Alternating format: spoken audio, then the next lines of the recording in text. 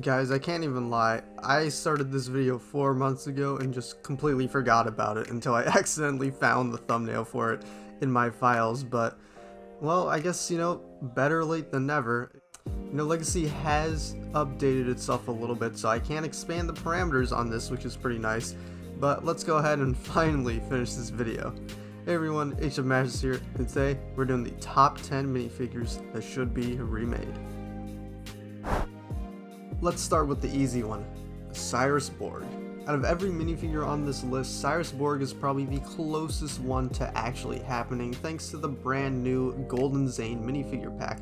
Not only do we get that glorious Zane, but we also get a build of Overborg's legs, except with no Borg included. Okay, that just isn't right. My guess is that we're going to end up getting a Borg figure later in some upcoming set, whether it be, this summer or sometime later.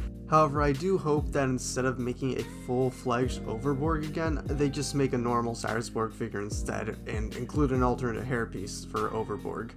It would be a little bit of a trade-off, but I do think that most people would rather get a normal Cyrus Borg anyways, and if someone really wanted to, they could just swap out the torso for a Ninjago one, and then they'll just have Overborg. And let's be honest, Cyrus Borg is not a character that we have ever gotten in his normal state, and it really is a character we should have given how important he has been in a lot of different seasons. We need a new Dareth, and I know what some of you guys are thinking. Oh, we got a Dareth in the docks and you can still buy that set right now. Why do we need a new Dareth? He's on the market. Well, let me tell you something about this Dareth, okay? This Dareth is horrible, alright? I'm fine with the design changes and all that, but when you take the brown ninja and you give him a black gi, that's where I'm drawing the line, okay? Being brown is like 90% of Dareth's character and you're putting him in black, unacceptable. So the last real Dareth was in 2015, and we need another one. And you know what? While we're at it, let's have a rare, never-before-seen Hfmasters Extra, Mailman. Mailman 2021, let's make it happen. These are the guys we need. So I debated a while on this one, but ultimately I chose to go with Damaged Zane. And I know some of you might think that this is kind of a weird choice, but let me explain. So the first thing is that Damaged Zane and Rebooted Zane are not the same figure to me. They represent two different versions of him, and they represent different parts of his whole arc. So no, if they were to make a rebooted or Tournament of Elements hybrid version like they kind of did already with the Thunder Raider, I wouldn't think of it in the same way as if they just did a normal damaged version. Although technically they did do that hybrid thing already and it was actually pretty good, but that's beside the point. The Damaged Zane is a very significant figure to me though because of what it represents. It represents the battle with the Devourer, it appears throughout all of Rebooted, and most importantly, this is straight out of Zane's death scene. It's a figure that really does mean a lot for Zane, and it's just a cool design in general. My other choices here were either going to be Klaus or Skylar, but since we already got Skylar pretty recently in Hunted, I decided against her, and Klaus just isn't as meaningful to me. So I went ahead and went with Zane. The original version of Nia isn't one that you would think of right away, but it is still an important figure. This was her design up until Rebooted when they slightly changed it, but even when she was Samurai X, she would still use this design whenever she didn't have the armor on. Unfortunately though, this figure wasn't available in any sets outside of 2011, so it wasn't the easiest figure to get, even though it still remained in the show all the way through 2013. The best case scenario I think though for this one would be for her to come in that Legacy Fire Temple set that we've been hoping for so long, but that's looking more and more unlikely. We haven't seen her in a while, but Masako is definitely a character that we should have another opportunity to get. There's only been one version of her released, and it was in the Temple of Air Jitsu, which clocked in at a very affordable $200. So I think it's safe to assume that most fans do indeed not have this figure, and would probably appreciate another chance to get her. Only thing here is that it's going to be kind of hard to find a set that she would really fit well in, because Destiny's Bounty, Monastery, Golden Dragon, and Earth Driller have all already been made, and those probably would have been the most ideal sets to put her in. So the next best options would probably be a remake of the Garmatron Ninjago Mech Dragon or a full-on Temple of Light build. Honestly, it doesn't really matter what set they would include her in as long as they do include her. The Serpentine Generals are a pretty easy choice. They're the leaders of each of their respective tribes, and it would be so easy to put these guys in sets. Literally just choose any Season 2 set and they fit in. If we could only have one of the four, it would have to be Scales, since he does make cameos sometimes while the other generals have pretty much disappeared. Also, I guess you could make an argument for the white version of Pythor, but we already got the purple version, and I'd rather try to get the other generals first before getting a slightly newer version, I guess, of Pythor.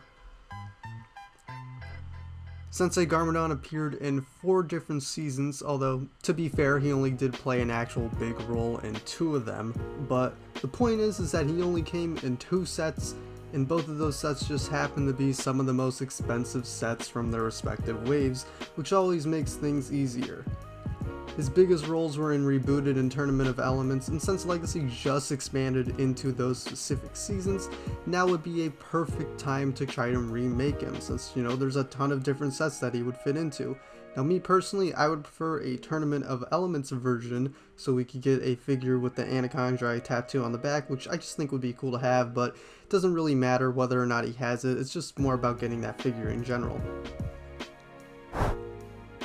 Evil Wu really isn't all that important in the grand scheme of things, but I don't really care because he's a cool figure that not a lot of people have, and he would fit perfectly in the Ninjago Mech Dragon, but since we all know LEGO hates doing villain legacy sets for whatever reason, you know, I guess there's always the Ninjacopter or literally any other rebooted set. Again, he's just a cool design, cool figure. It'd be something that, at least me personally, I would like to have. So in case you didn't notice, this list has not been numbered up until this point. That is because all those other figures are on a similar level to me, and there isn't really any one of them that I think would be significantly cooler to get than the other one, so I'd pretty much be happy with any of them. But these next 2 I think are really good figures, so I am going to be putting them a little bit above the others, and I will be numbering these 2. So now with that spiel out of the way, at number 2 I have the NRG Ninja.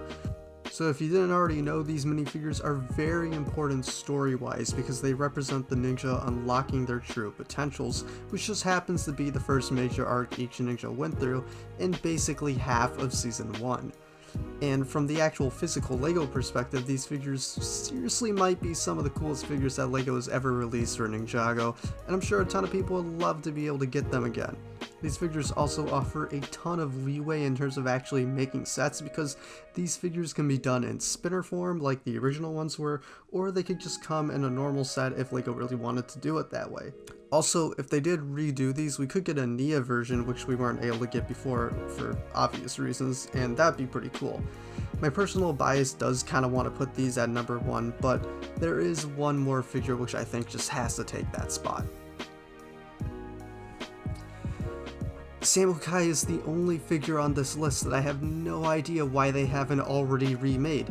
They remade every other Skull King general, including Whiplash, who didn't even appear in the actual pilot season. He only was in the mini-movies.